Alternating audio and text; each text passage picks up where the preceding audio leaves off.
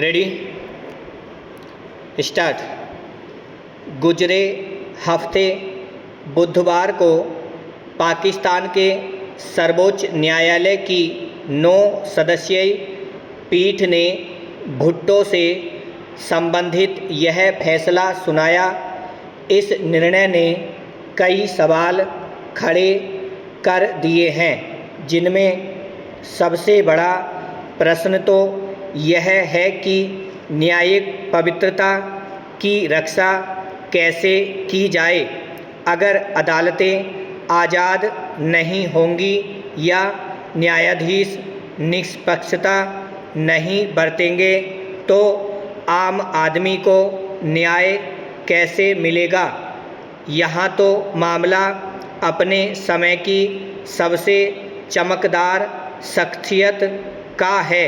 भुट्टो ने अपने कालखंड में इस उपमहाद्वीप में निर्णायक भूमिका अदा की थी।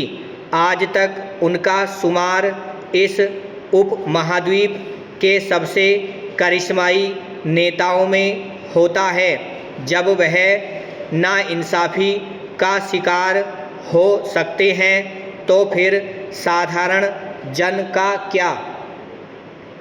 संयोगवश कुछ इसी तरह के सवाल इस समय भारत में भी उठ रहे हैं। भुट्टो पर जिस दिन फैसला आया उससे ठीक एक दिन पहले कोलकाता उच्च न्यायालय के न्यायाधीश न्यायमूर्ति अभिजीत गंगोपाध्याय ने इस्तीफ़ा देकर भारतीय जनता पार्टी की सदस्यता हासिल कर ली।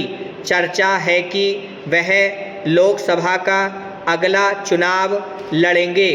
अगले दिन जस्टिस गंगोपाध्याय का एक बयान सामने आया।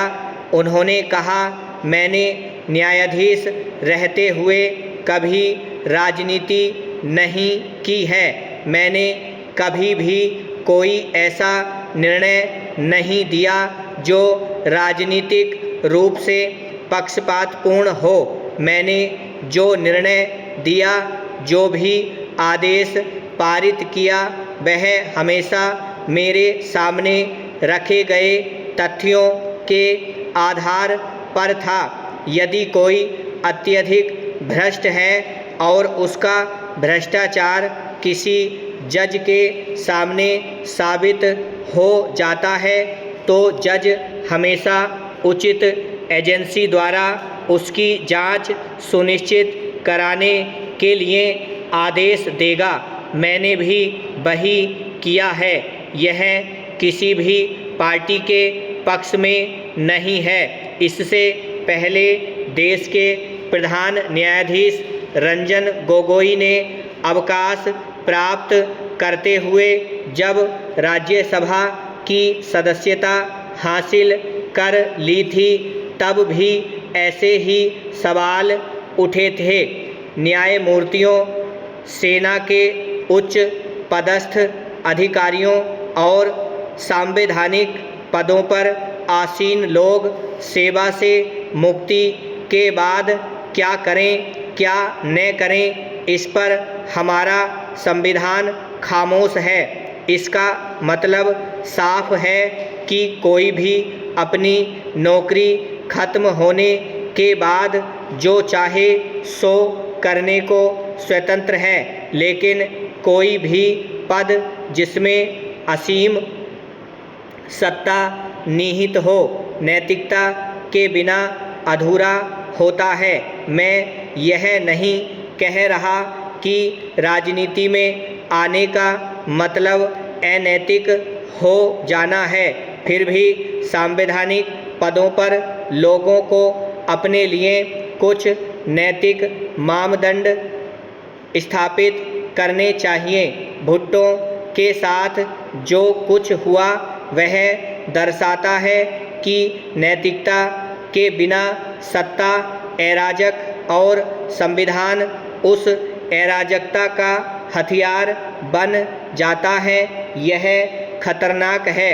यह नेक काम तभी हो सकता है जब समाज और राजनीति इस पर मिलकर काम करें। इसके लिए राजनेताओं को खुद जिम्मेदार और जवाबदेह बनना पड़ेगा, पर वे इसका उल्टा कर रहे हैं। आज तृणमूल कांग्रेस के जो नेता अभिजीत गंगोपाध्याय पर प्रश्न उठा रहे हैं, उन्हें खुद भी अपने अंदर झांकना चाहिए। संदेश खाली का खलनायक शाहजहां शेख उनकी पार्टी का महत्वपूर्ण मनसबदार हुआ करता था।